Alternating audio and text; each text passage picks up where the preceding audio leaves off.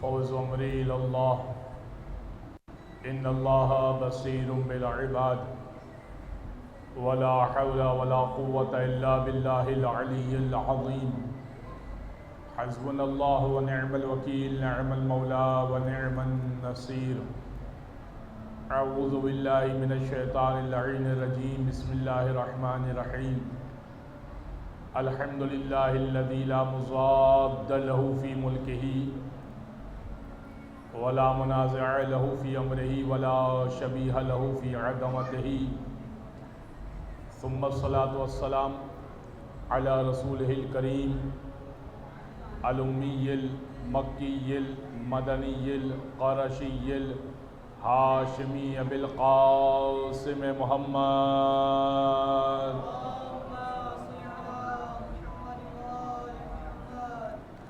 وعلى أهل بيته الطيبين الطاهرين واللعنة الدائمة على أعدائهم أجمعين من يوم ظلمهم وعداوتهم إلى قيام يوم الدين أما بعد فقد قال الله سبحانه وتعالى في محكم كتاب مبين بسم الله الرحمن الرحيم وجعلناهم أئمة يهدون بأمرنا ووحينا إليهم فعل الخيرات وإقام الصلاة وإيتاء الزكاة وكانوا لنا عابدين صلوات.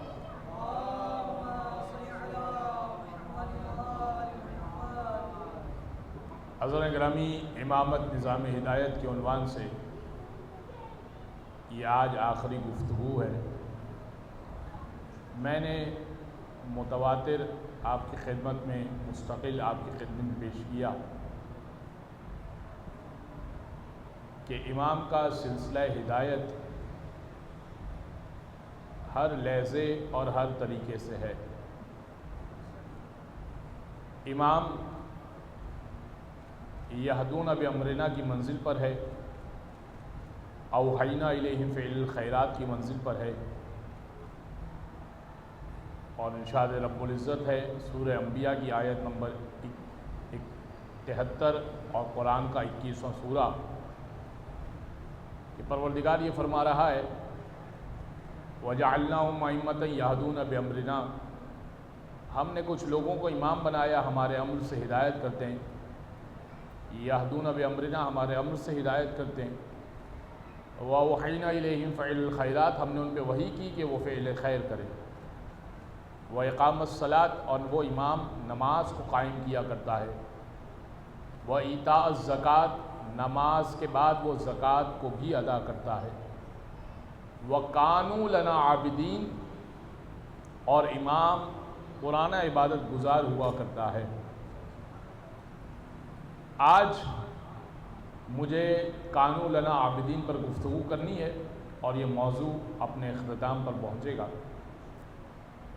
دیکھیے عزیزان گرامی، جب ہم عبادت کرتے ہیں یا کوئی بھی عبادت کرتا ہے تو ایمان لانے کے بعد وہ عبادت شروع کرے گا، مگر امام کا ایمان لانا اس بات پر، یعنی اس کا عبادت کرنا ایمان لانے پر منحصر نہیں ہے، کیونکہ وہ ایمان لاتا نہیں ہے بلکہ ایمان کے ساتھ آتا ہے.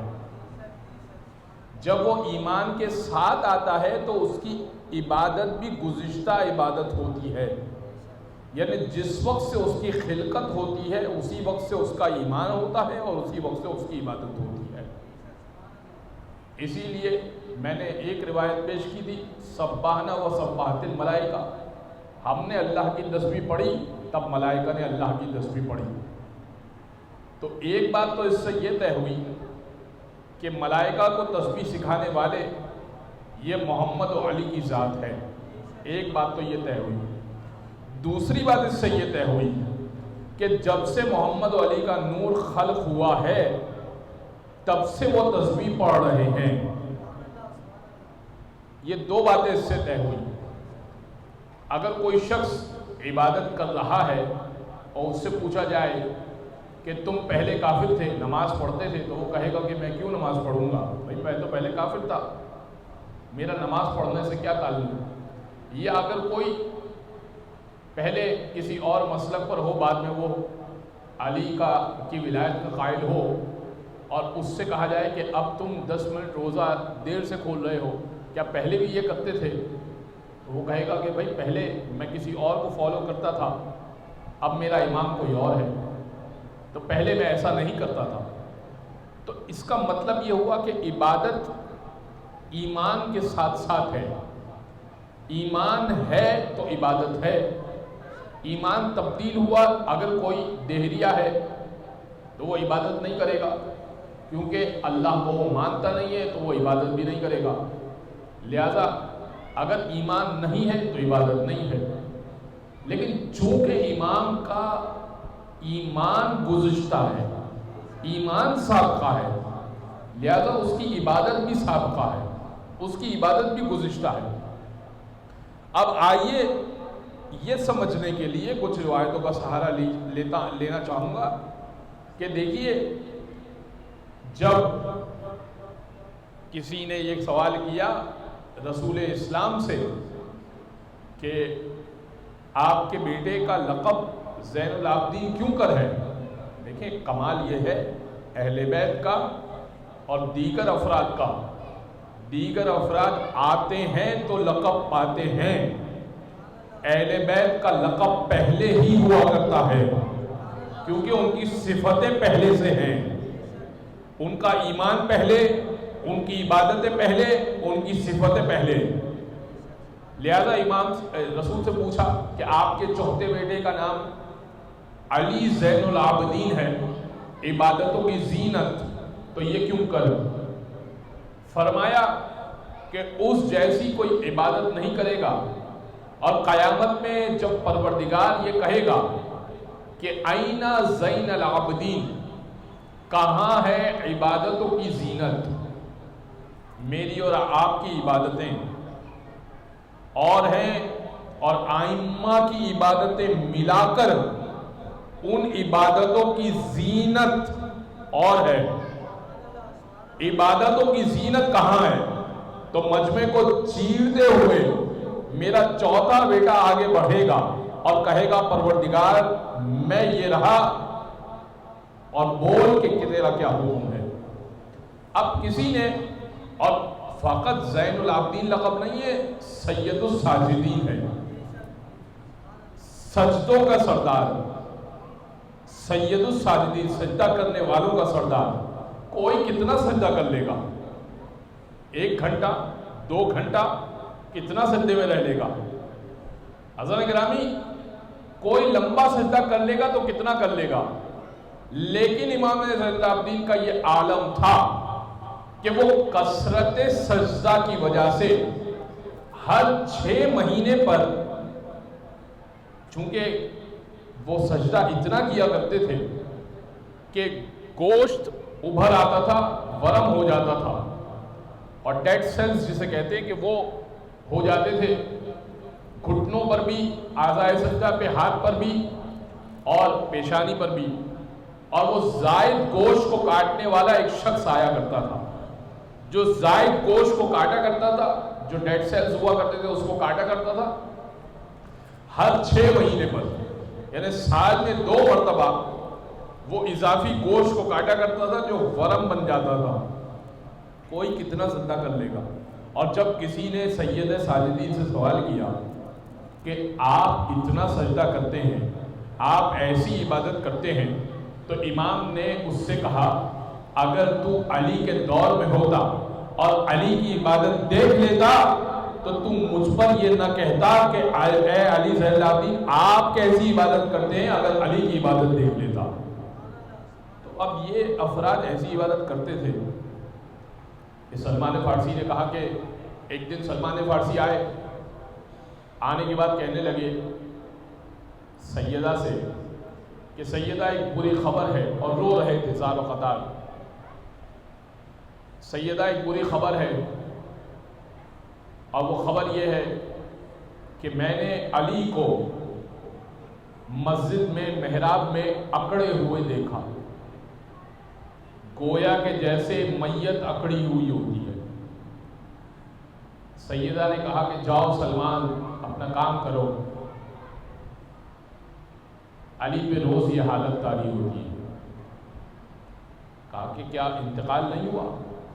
کہا نہیں، خوف خدا سے علی اتنا گریا کرتے ہیں کہ بے ہوش ہو جاتے ہیں اور گویا کہ ایسا محسوس ہوتا ہے کہ میت اکڑی ہوئی رکھی ہوئی ہے۔ یہ علی کی عبادت کا عالم ہے۔ حاکم شام سے کسی نے کہا کہ اے حاکم شام، تو مجھے میرا وظیفہ دے دے۔ ایک بوڑھے شخص نے کہا جنگ صفین کے بعد، اور مولا کائنات کی شہادت ہو گئی تھی، ایک بوڑھے شخص نے کہا کہ مجھے میرا وظیفہ دے۔ تو اس نے کہا کہ تو علی کی فضیلت پڑھ رہا تھا صفین میں، تو آج بھی پڑھ لے۔ اس نے کہا کہ علی کی فضیلت تو پڑھوں مگر تو سن نہیں سکے گا، آگے تو پڑھ میں سنوں گا۔ حاکم شام نے ایک اور جملہ بھی کہا کہ علی نے کتنا اچھا کیا تیرے ساتھ، تنزل کہا علی نے تیرے ساتھ کتنا اچھا کیا، اپنے 2 بیٹے بچا لیے، تیرے 2 بیٹے مروا دیے صفین میں۔ اس نے کہا کہ مجھے اس بات پہ افسوس نہیں ہے کہ علی نے 2 بیٹے بچا لیے، میرے 2 بیٹے مروا دیے، مجھے تو اس بات پہ افسوس ہے کہ علی کیوں اس دنیا سے چلے گئے اور میں اب تک کیوں اس دنیا میں باقی ہوں، مجھے اس بات پہ افسوس ہے۔ اس نے کہا پڑھ کچھ علی کی فضیلت۔ اس نے بوڑھے نے تلوار نکالی اور ٹیک لگایا اس کا عصا کی طرح، اور پھر کہا لقد رأیتہ باللیل وهو قائم فی المحراب یتبلبل تبلبل السریر ویبکی بکاء الحزین ویقول آہ آہ لقلت الزاد وطول السفر وعظیم المورد وخشونت المسجد۔ میں نے دیکھا، یہ علی کی فضیلت عجیب ہے، آپ نے اب تک سنے ہوں گے فضائل وہ جس پر آپ نعرہ لگاتے ہوں گے اور داد و تحسین پیش کرتے ہوں گے، لیکن یہ فضیلت بڑی عجیب ہے۔ اس نے کہا لقد رأیتہ باللیل، میں نے دیکھا کہ رات کی تاریکی ہے اور دوست اپنے دوست سے جدا ہو گیا ہے، بادشاہوں نے دروازے میں پہرے بٹھا دیے ہیں، لقد رأیتہ باللیل وهو قائم فی المحراب، مگر میرا مولا محراب عبادت میں کھڑا ہوا، یتبلبل تبلبل السریر ویبکی بکاء الحزین، اور ایسے بلک رہا ہے جیسے سانپ کا کاٹا بلکا کرتا ہے، وَيَبْكِي بُكَاءَ الْحَزِينِ، اور ایسے رو رہا ہے جیسے بوڑھی ماں اپنے جوان کی میت پہ رویا کرتی ہے، وَيَقُولُ الْآہ آہ لِقِلَّةِ الزَّادِ وَطُولِ السَّفَرِ وَعَظِيمِ الْمَوْرِدِ وَخَشُونَةِ الْمَسْجِدِ۔ اور علی کو یہ کہتے ہوئے میں نے سنا کہ وہ یہ کہہ رہے تھے آہ آہ، ہائے افسوس ہائے افسوس،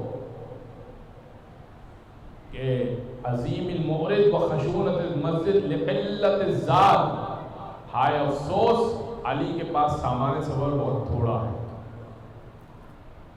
بس جس کی ایک ضربت علی یوم الخندق افضل من عبادت الثقلین، ایک ضربت ثقلین کی عبادت سے، جن و انس کی عبادت سے بہتر ہو، جس کی عبادت کا یہ عالم ہو کہ اس کی ایک ضربت ہم سب کی قیامت تک آنے والے لوگوں کی جن و انس میں سے سب کی عبادتوں سے کو ملا لیا جائے تو اس سے بہتر علی کی ایک ضربت ہے۔ وہ یہ کہہ رہا ہے لقلت الزاد وطول السفر وعظیم المورد وخشونت المسجد، علی کے پاس سامان سفر بہت تھوڑا ہے، وعظیم المورد وخشونت المسجد، بڑی مشکل سے پہنچنا ہے تیری بارگاہ میں، وخشونت المسجد، اور وہ جس جگہ سے پہنچنا ہے نا وہ قبر کی تاریکی بڑی مشکل جگہ ہے، جس طریقے سے تجھ تک پہنچنا، یہ ہے کانوا لنا عابدین، پرانے عبادت گزار ہوا کرتے ہیں، یہ اہل بیت کی ذات ہے کہ جن کی عبادت اس کمال پر ہے۔ مولا نے ایک باغ لگایا، مولا کائنات نے، تو جو آپ سنتے ہیں کہ یہودی کے باغ میں مولا کام کیا کرتے تھے، اور وہ پھر باغ جب تیار ہو گیا تو مولا کائنات اس میں 500 درخت لگائے۔ مولا نے 500 درخت لگانا آسان کام نہیں ہے۔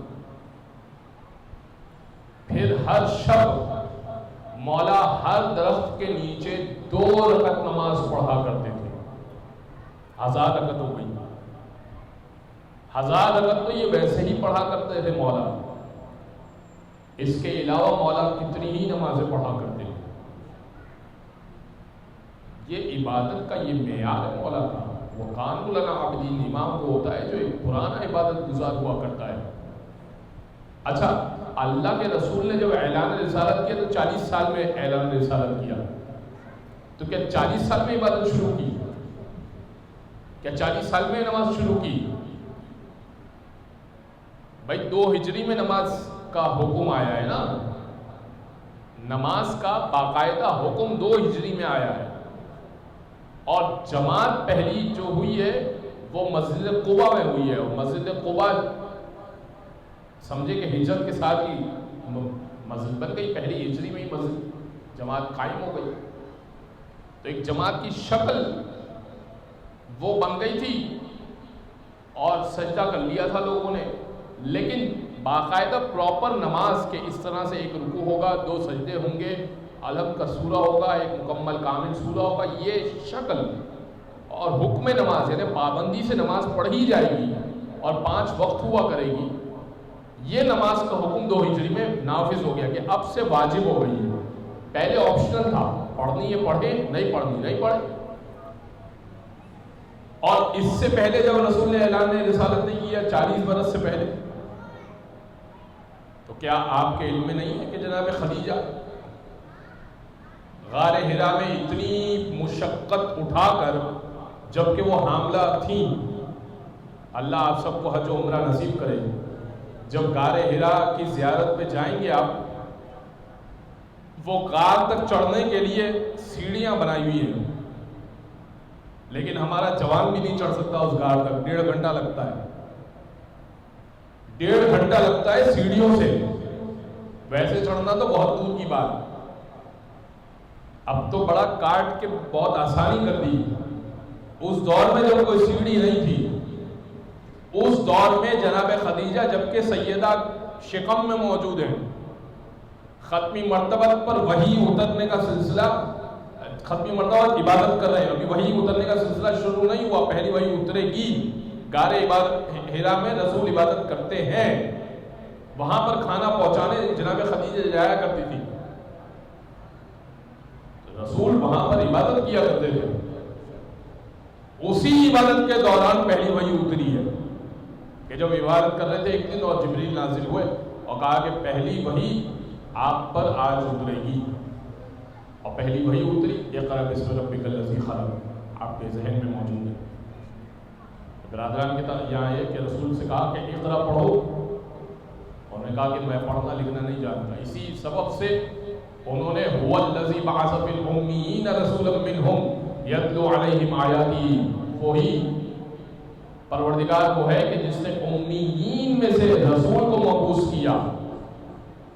امیین، کہتے ہیں ماں کو، اور امی ماں کے جو پیٹ سے آیا، وہ کہا کہ ماں کے جو پیٹ سے آتا ہے تو وہ پڑھا لکھا نہیں ہوتا، تو پڑھا لکھا نہیں ہوتا، لہذا امی کا مطلب ان پڑھ، تو رسول کا ایک لقب امی ہے، لہذا رسول ان پڑھ تھے، رسول ان پڑھ تھے، جاہل نہیں تھے، بڑا فرق ہے جاہل ہونے میں اور کسی سے نہ پڑھے ہونے میں۔ رسول نے یہاں نہیں پڑھا تھا، رسول پڑھ کر آئے تھے، اللہ نے جاہل نہیں کہا۔ اور پھر یہ جو امی کا مطلب جاہل آپ نے کہہ دیا رسول کو، نعوذ باللہ من ذالک، چلے مان لیا کہ رسول کو پڑھنا لکھنا نہیں آتا تھا، تو رسول کو اگر پڑھنا لکھنا نہیں آتا تھا تو جب وقت وفات کاغذ و قلم مانگا تھا تو آپ نے دیا کیوں نہیں؟ بھائی جب رسول کہہ رہے تھے کہ کاغذ و قلم دے دو تو سامنے سے اس کو یہ کہنا چاہیے تھا کہ ہاں دے دو، ان کو تو پڑھنا لکھنا نہیں آتا، بلکہ اس نے کہا کہ قد قلبہ الوجہ، بخاری کی 114 حدیث پڑھ رہا ہوں، قد قلبہ الوجہ، رسول پر نعوذ باللہ من ذالک بخار اتنا تیز ہو گیا کہ کچھ بھی بول رہے ہیں، فاختلفوا، اختلاف ہو گیا۔ اچھا یہاں پر ایک بات اور بھی ہے، اپنے جعلی پیروں کو بچانے کے لیے کہنا شروع کر دیا تو علی نے کیوں نہیں دیا؟ بھائی رسول نے اصحاب سے مانگا تھا، اہل بیت سے نہیں مانگا تھا، لکھنی ولایت علی تھی، جو قدیم اعلان کیا تھا نا اس کو پیپر ورک بھی کرنا تھا، اگر علی دے دینا تو کل کو تم نے کہنا تھا ہاں علی نے کاغذ دیا تاکہ خود ہی اپنی خلافت دکھوا دے۔ رسول چاہ رہے تھے کہ تمہارے ہاتھ سے کاغذ آئے اور ولایت ان کی لکھی جائے، رسول یہ چاہ رہے تھے، مگر تم نے کاغذ و قلم نہیں دیا اور کہا کہ کچھ نے کہا کہ دے دو، کچھ نے کہا کہ نہیں دو۔ تو رسول آقا پڑھے لکھے نہیں تھے، پہلی وحی اتری، کہا کہ اقرا پڑھیے، پڑھنا لکھنا نہیں جانتا، پڑھنا لکھنا نہیں جانتا، رسول کو لٹایا، دل کو چیرا، سینے کو چیرا، دل کو نکالا، دل پر ایک سیاہ نقطے کو دیکھا، آب کوثر سے دھویا، دل کو دوبارہ رکھا، بخاری سے پڑھ رہا ہوں، دل کو دوبارہ رکھا، دل سینے کو سی دیا، بٹھا دیا رسول اللہ کو اور کہا اقرا پڑھیے۔ اب رسول نے پڑھنا شروع کیا، اقرا بسم ربک الذی خلق، خلق الانسان من علق، اقرا وربک الاکرم الذی علم بالقلم، علم الانسان ما لم یعلم، پانچوں آیتیں پہلی وحی کی پڑھ دی۔ تو نتیجہ یہ نکالا کہ جبریل ہو گئے رسول کے استاد۔ میں نے کہا چلیے مان لیجئے جبریل ہو گئے رسول کے استاد، تو اب یہ استاد معراج پر سدرۃ المنتہا پر جب رسول جھوٹیوں سمیت جا رہے تھے تو جھوٹی سمیت رسول جا رہے تھے، یہ استاد کیوں نہیں چل سکا؟ کہہ رہا تھا یا رسول اللہ اگر یہاں سے آگے گیا تو میرے بالوں پر چل جائیں گے، تو وہ جو جھوٹی کے برابر نہ ہو سکے وہ استاد نہیں ہو سکتا۔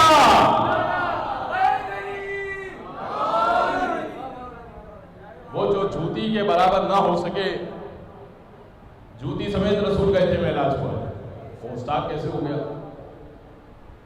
اب رسول نے کہا کہ اب ہمارے یہاں پر جو روایت ہے نا وہ بڑی مختلف ہے۔ پہلی وحی جو ہمارے یہاں پر ہے، کس طرح سے؟ مولا کائنات اس کے گواہ ہیں پہلی وحی کے اترنے کے۔ فرمایا ارن نور الوحی والرسالہ، میں نور وحی اور رسالت کو دیکھ رہا تھا، واشم نور النبوہ، اور میں نبوت کی خوشبو کو محسوس کر رہا تھا، وَلَقَدْ سَمِعْتُ رَنَةَ الشَّيْطَانِ، اور میں نے شیطان کی چیخ کو سنا۔ میں نے سوال کیا یا رسول اللہ ما حاضرنا، اے اللہ کے رسول یہ چیخ کیسی تھی؟ فرمایا ھذا رنۃ الشیطان، یہ شیطان کی چیخ تھی۔ قد آیس من عبادتہ، یہ اپنی عبادت سے مایوس ہو گیا۔ پہلی وحی اتر گئی نا، یہ اپنی عبادت سے مایوس ہو گیا۔ پھر فرمایا یا علی انک تسمع ما اسمع وترى ما ارى، اے علی تو وہی سنتا ہے جو میں سنتا ہوں، اور تو وہی دیکھتا ہے جو میں دیکھتا ہوں، اور تجھ میں اور مجھ میں کوئی فرق نہیں، مگر یہ کہ خدا نے مجھے نبوت کے لیے چنا اور تجھے ہدایت کے لیے چنا۔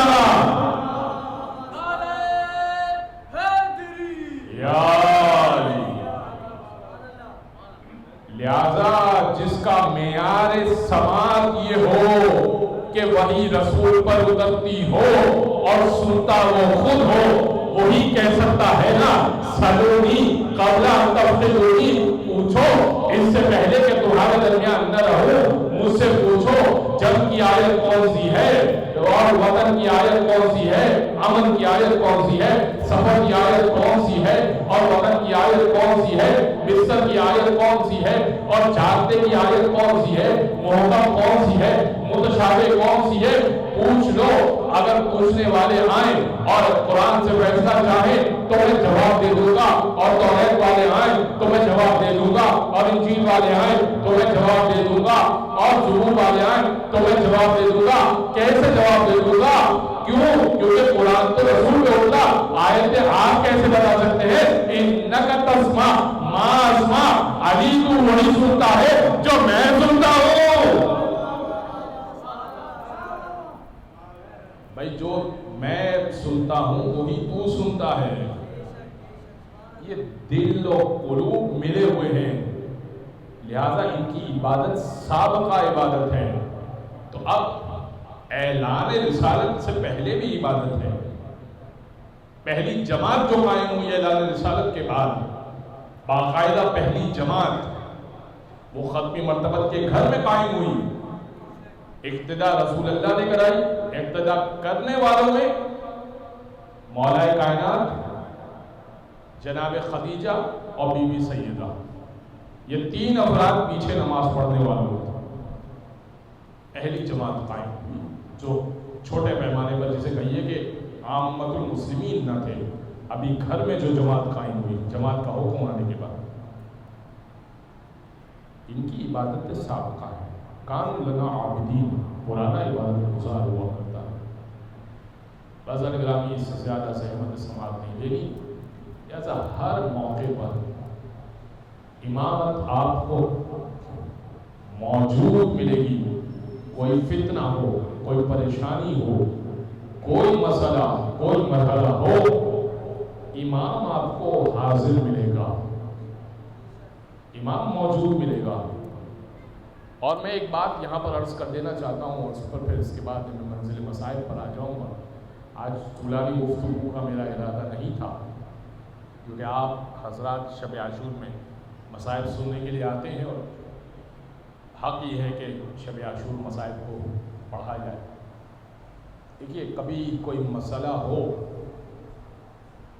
میں نے 2019 میں اس بات کو ذکر کیا تھا، اب ظاہر ہے کہ وقت ہو گیا اس بات کو، نئے سامعین ہو سکتا ہے کہ چہرے بھی ان کے لیے میرے لیے کچھ کے چہرے نئے ہیں، کچھ کے لیے میں نیا ہوں۔ میں نے عرض کیا تھا، دوبارہ پیش کر دوں کہ دیکھیں، فقط علی و حسین سے نہ مانگیں، یہ زیادتی ہے اہل بیت کے ساتھ۔ جعفر صادق کا کبھی واسطہ دے دیں، کبھی موسیٰ کاظم کا واسطہ دے دیں، کبھی محمد تقی و علی النقی کا واسطہ دے دیں، حسن عسکری کا واسطہ دے دیں۔ ہم ابوالفضل عباس کے علم پہ جاتے ہیں، حضرت علی اصغر کا جھولا اٹھاتے ہیں۔ کچھ 4-5 ائمہ ہیں جن کا، اور 4-5 اہل بیت اطہار ہیں جن کا ہم نے واسطہ لیا ہوا ہے۔ کیا حق نہیں ہے کہ امام محمد تقی سے مانگا جائے؟ جود و کرم، یعنی جواد جن کا لقب ہے، ان سے کبھی مانگ کے تو دیکھیں۔ ایک واقعہ بطور تبرک پیش کر دیتا ہوں اسی بات کو سمجھانے کے لیے، فقط ورنہ ارادہ نہیں تھا، سمجھانے کے لیے۔ امام حسن عسکری، بہت سارے واقعات ابھی ذہن میں آ رہے ہیں، لیکن ایک واقعہ، امام حسن عسکری کے پاس ایک شخص چھوٹی سے چھوٹی حاجت، دیکھیں آپ کی چھوٹی حاجت ہو یا بڑی حاجت ہو، ائمہ کے پاس جائیے۔ 12-14 معصومین ہیں، 2-4 کے پاس، ارے بہت ہیں، بہت در ہیں، ایک کے پاس ایک کھٹکھٹایا اور وہاں سے نہیں ہوا، دوسرے کے پاس جائیے، تیسرے کے پاس جائیے۔ اگر ایک امام ناراض ہوگا تو دوسرا کر دے گا کام۔ بات سمجھ رہے ہیں آپ کیا کہنا چاہ رہے ہیں؟ دوسرا ہو جائے گا کام انشاءاللہ، لیکن ہم جا ہی نہیں رہے نا، مسئلہ یہ ہم جا ہی نہیں رہے۔ میں آپ کو عرض کرتا ہوں آپ کی خدمت میں واقعہ جو ہے، ابو ہاشم جعفری نگ کے لیے، پتھر کے لیے، عقیق کے لیے گئے امام حسن عسکری کے پاس۔ امام حسن عسکری کا واقعہ اس لیے پیش کر رہا ہوں کیونکہ ان سے ہم توسل نہیں کرتے۔ عقیق لینے کے لیے گئے۔ اس زمانے میں عقیق ملنا ذرا مشکل کام تھا، اور بالکل تراشا ہوا عقیق نہیں ملتا تھا، ہر جگہ نہیں مل سکتا تھا، تراشا ہوا اچھا عقیق ملنا بہت مشکل تھا. تو انہوں نے سوچا کہ میں مولا سے مانگ لیتا ہوں. ابو ہاشم گئے مولا کے در پر، ذہن میں رہے کہ سامرہ میں مولا کا گھر ہے، جس جگہ پہ مولا کا روضہ ہے. اللہ آپ سب کو مولا کی زیارت نصیب فرمائے. تو مولا کے در پہ گئے تو دیکھا کہ ہجوم ہے جو مولا کے در پہ اصحاب کا، جو مولا کے گھر پہ آیا ہوا. تو اب وہ بھی بیٹھ گئے. جب بیٹھ گئے تو بات سے بات نکلی اور ادھر ادھر بہت ساری باتیں ہوئی، یہاں تک کہ نماز مغرب کا وقت ہونے لگا، سورج غروب ہونے لگا. تو سب اصحاب جانے لگے کہ بھائی فرزند رسول بھی نماز اول وقت میں پڑھیں گے تو ہم بھی نماز پڑھیں گے. تو ابو ہاشم کہتے ہیں کہ میں جانے لگا. تو امام نے کہا ابو ہاشم تم کہاں جا رہے ہو؟ اس نے کہا مولا آپ سے، اچھا بھول گئے، 3-4 گھنٹے سے بیٹھے ہیں نا تو بھول گئے. تو امام نے کہا مولا، ابو ہاشم نے کہا مولا ملنے آیا تھا. امام نے کہا نہیں تم ملنے نہیں آئے تھے. اس نے کہا نہیں فرزند رسول واقعتاً ملنے آیا تھا. امام نے کہا سوچو کس بات سے آئے تھے؟ اس نے کہا نہیں فرزند رسول مجھے یاد نہیں آ رہا میں کس کام سے آیا تھا. امام نے ہاتھ سے انگوٹھی اتاری اور ابو ہاشم کی طرف بڑھائی، کہا نگ مانگنے آئے تھے مگر بنی ہوئی انگوٹھی دے رہا ہوں، جب بھی دیا کرتے تھے میں بھی دے رہا ہوں. بنوائی کے پیسے بھی بچ گئے اور امام کے ہاتھ کی انگوٹھی کی بات بھی کچھ اور ہوا کرتی ہے. امام کے ہاتھ کی انگوٹھی کی بات ہی کچھ اور ہوا کرتی ہے. مانگیے تو صحیح. ایک اور واقعہ بھی اس کا نتیجہ پیش کرتا ہوں. ابو ہاشم نے مانگا تھا، امام نے کہا تھا ابو ہاشم، آخری بات جو امام نے کہا، یہ پورا واقعہ نہیں پیش کرا.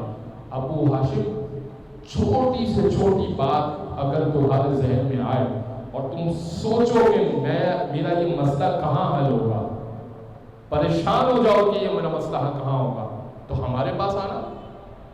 ہمارے پاس کیوں نہیں آتے؟ ابو ہاشم میں پسند کرتا ہوں کہ تم میرے پاس آؤ اور اپنا مسئلہ لے کر، کیوں نہیں آتے میرے پاس؟ گویا کہ امام حسن عسکری ناراض ہوتے ہیں.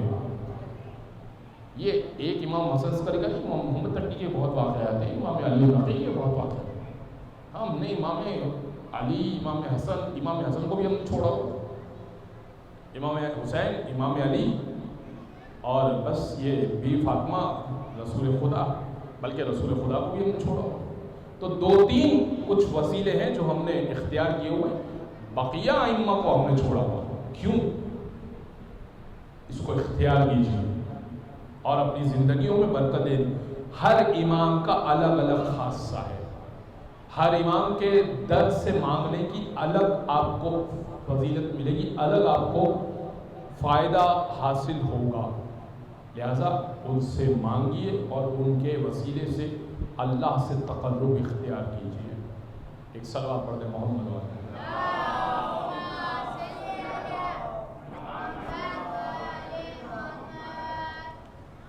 آج 2 شہداء کا تذکرہ کرنا ہے جہاں تک کر سکا اور آپ سن سکے اور میں پڑھ سکا.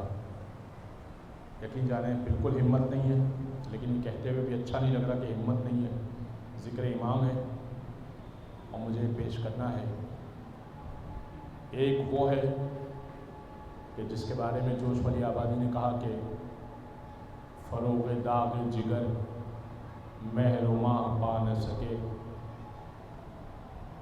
وہ عشق ہی نہیں کونین پہ جو چھا نہ سکے، خلیل نے بھی نہ پایا صبات عزم حسین، بنایا کعبہ مگر کربلا بنا نہ سکے. اسماعیل بچ گئے تھے، اسماعیل بچ گئے تھے مگر حاجرہ زیادہ دن زندہ نہیں رہی تھی کیونکہ گلے پہ چھری کا نشان دیکھ لیا تھا. اللہ علی اکبر کی ماں کٹا ہوا سر دیکھتی تھی اور نیزے پر، تو بیویاں کہتی تھی، عورتیں کہتی تھی جب مقام حلب سے گزری، خدا کرے کہ اس خوبرو جوان کی ماں زندہ نہ ہو. ام لیلہ نے کہا اس کی ماں نے تمہارا کیا بگاڑا ہے؟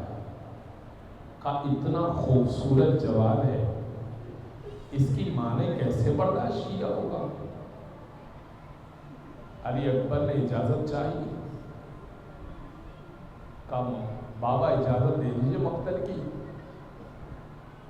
امام حسین نے کہا جاؤ ماں سے اجازت لے کر آؤ، میری طرف سے اجازت ہے۔ پہلے شہید ہے کربلا کے، بنی ہاشم کے پہلے شہید ہے، کہا جاؤ ماں سے اجازت لے کر آؤ۔ ماں کے پاس گئے، ماں نے اجازت دے دی۔ کہا بابا، ماں نے اجازت دے دی۔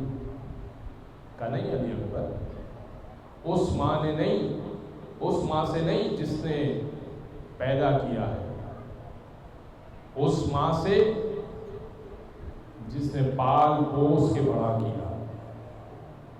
جاؤ جناب زینب سے اجازت لے کر آؤ۔ علی اکبر گئے، جناب زینب مصلی عبادت میں موجود تھی، پاس بیٹھ گئے۔ اب اجازت لینا بڑا مشکل کام ہے، خاص طور پہ خوبرو جوان ہو اور کہے کہ میں شہید ہونا چاہتا ہوں، آپ اجازت دے دیں۔ علی اکبر کہنے لگے اماں یہ بتائیے گا، پھوپھی جان یہ بتائیے گا، آپ افضل ہیں یا آپ کی ماں فاطمہ زہرا افضل ہے؟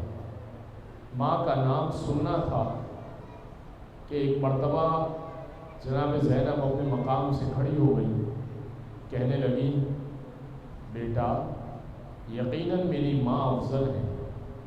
جناب علی اکبر کہنے لگے پھر اپنے بیٹے کو فاطمہ کے لال پر قربان کیوں نہیں کر دیتے؟ کہا بیٹا تم نے بڑے عجیب انداز سے اجازت مانگی، جاؤ مقتل کی اجازت دے دی۔ مولا نے تیار کیا علی اکبر کو، امامہ سجایا سر پر اور مقتل کی طرف بھیج دیا۔ بھیج کر کہنے لگے اے پروردگار گواہ رہنا، اللہم اشہد علی ہؤلاء القوم، اے پروردگار گواہ رہنا، اس قوم کی طرف اب وہ بھیج رہا ہوں جو خلقت میں، خلقت میں یعنی سیرت میں، صورت میں، رفتار میں، گفتار میں رسول اللہ کی شبیہ ہے۔ میں اپنے گھر کا رسول بھیج رہا ہوں۔ جب مجھے گھر میں رسول اللہ کی آواز سننی ہوتی تھی، میں علی اکبر کو کہتا تھا بیٹا بات کر لیا کرو، اب علی اکبر کو بھی بھیج رہا ہوں، بس علی اکبر چلنا چاہتے ہیں۔ امام نے کہا بیٹا پیچھے مڑ مڑ کے دیکھتے رہنا۔ کہا بابا کیوں؟ کہا بس میری خواہش ہے۔ علی اکبر چلنا شروع ہوئے، محسوس کیا کہ باپ پیچھے آ رہا ہے۔ کہا بابا ابھی تو رخصت کیا، ابھی پیچھے آ رہے؟ کہا بیٹا کاش تیرے جیسا ایک جوان بیٹا ہوتا، تجھے پتہ چلتا کہ اتنا خوبصورت جوان مقتل کی طرف رخصت کرنا کتنا مشکل کام ہوا کرتا ہے۔ علی اکبر چلے اور جنگ لڑی، جنگ کرتے جاتے ہیں اور جنگ کر کے واپس آئے۔ آنے کے بعد کہنے لگے بابا میں نے کیسی جنگ لڑی؟ باپ نے کہا بہت اچھی جنگ لڑی۔ کہنے لگے اگر 2 بوند پانی مل جائے نا آپ کے قاتل کو چھوڑوں گا نہیں۔ امام کہنے لگے بیٹا یہی تو جنگ ہے کہ 2 بوند پانی مل جائے۔ کہا بیٹا اگر بہت پیاس لگی ہے اپنی زبان میری زبان پہ رکھ دو۔ علی اکبر نے اپنی زبان حسین کی زبان پہ رکھی، فوراً کھینچ کے باہر نکال دی۔ کہنے لگے بابا آپ کی زبان زیادہ سوکھی ہے، میں بغیر پانی کے رہ لوں گا۔ مولا حسین نے اپنی انگشتری آگے کی، انگوٹھی آگے کی۔ کہا بیٹا ایسا کرو عقیق کو چوس لو، شاید کچھ راحت محسوس ہو جائے۔ ایک مرتبہ عقیق کو چوسا۔ کہا بابا جو بات پانی کی ہے وہ عقیق چوسنے میں تو نہیں ہے نا؟ کہا بیٹا بس یہی ہے، ہمارے گھر میں بھی ہمارے خیموں میں پانی نہیں ہے، علی اکبر چلے کہ بابا پانی لے کر رہوں گا، مگر ہائے علی اکبر کی قسمت، علی اکبر پانی لینے کے لیے جو بڑھے تو ایک نیزہ ایسا پڑا، ایک برچھی ایسی لگی کہ سینے میں پیوست ہو گئی اور آدھی ٹوٹ گئی۔ بابا کو آواز دی گرتے گھوڑے سے، بابا میری مدد کو آئیے گا۔ بابا کہنے لگے بیٹا مجھے دکھائی نہیں دے رہا، بیٹا آواز دے دو، بیٹا آواز دے دو، بیٹا علی اکبر مجھے دکھائی نہیں دے رہا۔ اب حسین آواز کے سہارے پہنچنے لگے، باپ پہنچا جوان کے سرہانے، کہنے لگے بیٹا ابھی تم میں کچھ راہ رمق باقی ہے، آؤ خیمے میں اٹھا کر لے کر چلو۔ ایک ہاتھ گردن کے نیچے ڈالا، ایک ہاتھ دونوں ٹانگوں کے نیچے ڈالا، اٹھانا چاہا مگر اٹھا نہ پائے۔ ہائے بوڑھا، ہائے جوان علی اکبر، اٹھانا چاہتے ہیں مگر اٹھا نہیں پائے۔ بیٹے سے کہنے لگے بیٹا ایسا کیوں نہیں کرتے، اپنے دونوں ہاتھ میری گردن کے گرد ڈال دو تاکہ آسانی سے میں اٹھا لوں۔ ایک ہاتھ تو علی اکبر نے ڈال دیا مگر دوسرا ہاتھ سینے پر ہی رکھا۔ ایک مرتبہ حسین نے کہا بیٹا تو پھر دوسرا ہاتھ سینے سے پہ ہٹاتے کیوں نہیں ہو، دوسرا ہاتھ بھی میری گردن پہ ڈال دو۔ کہ بابا اس بڑھاپے میں آپ کو کوئی تکلیف و اذیت نہیں دینا چاہتا۔ ایک مرتبہ باپ نے سینے سے ہاتھ اٹھایا، برچھی کا ٹوٹا ہوا آدھا حصہ علی اکبر کے کلیجے میں پیوست تھا۔ کہا بیٹا میں نکالنے کی کوشش کروں، تکلیف ہو رہی ہے؟ کہا بابا بہت تکلیف ہو رہی ہے۔ کہا بیٹا میں نکالنے کی کوشش کرتا ہوں، اللہ خیر کرے گا، بس برچھی کی انی نکالنا چاہیے۔ کلیجہ تھر تھرایا، علی اکبر کا جسم لرزا، زمین کربلا پر زلزلہ آیا۔ جناب زینب نے پکار کے کہا بھیا کہیے تو میں ساتھ دوں علی اکبر کو اٹھانے کے لیے۔ کہا نہیں بہن، تمہارے پردے پر علی اکبر کو قربان کر رہا ہوں۔ بس سنیے گا دو جملے، میں امام حسین کی شہادت پیش کرنا چاہتا ہوں۔ دم میرے میں بھی نہیں ہے، آپ کی آنکھوں میں اگر آنسو آ جائے تو سن لیجئے۔ امام حسین چلے، رجس پڑھتے جاتے ہیں، تم نے میرے علی اکبر کو قربان کر دیا، تم نے میرے پیاسے قاسم کو مار دیا، میرے جری عباس کو مار دیا، میرے بچپن کے دوست حبیب کو مار دیا۔ آؤ 3 دن کے پیاسے کی جنگ دیکھو، آؤ 3 دن کے بھوکے کی جنگ دیکھو، آؤ اس کی جنگ دیکھو جو جس کا خیموں میں اب کوئی نہیں بچا، آؤ اس کی جنگ دیکھو جس کا 6 ماہ کا بچہ مارا گیا۔ امام حسین لڑتے جا رہے ہیں، بس اللہ کی ندا آئی، یا ایھۃ النفس المطمئنہ ارجعی الی ربک راضیۃ مرضیہ، اے نفس مطمئنہ تجھ سے میں راضی ہوں، تو بھی مجھ سے راضی ہے، پلٹ آ اپنے رب کی طرف۔ امام حسین نے تلوار نیام میں رکھی، لیکن اب زخموں سے چور ہو چکے ہیں۔ جانتے کتنے زخم ہیں؟ سید سجاد سے کسی نے سوال کیا آپ کے بابا کو کتنے زخم آئے؟ امام نے اپنی انگوٹھی اتاری اور اب کہا جتنی جگہ یہ انگوٹھی گھیرتی ہے نا، بس اتنی جگہ بھی باقی نہ تھی، اتنے زخم حسین کو آئے تھے۔ حسین زخموں سے چور ہے اور ذوالجناح پر ڈھیر ہے، لیکن ذوالجناح سے ابھی زمین پر آئے نہیں ہے، نڈھال ہے۔ کون قریب جائے حسین کے، کس میں اتنی ہمت ہو؟ عمر سعد نے کہا علماء کوئی تدبیر کر، حسین کو گھوڑے سے زمین پر لے کر آ۔ علماء نے پیشانی کا رخ کیا، ایک بڑا طاقتور تیر چنا اور اب حسین کی پیشانی کا نشانہ لیا، ایسا تیر مارا حسین گھوڑے پہ نظر پائے، زمین کربلا پر ہے۔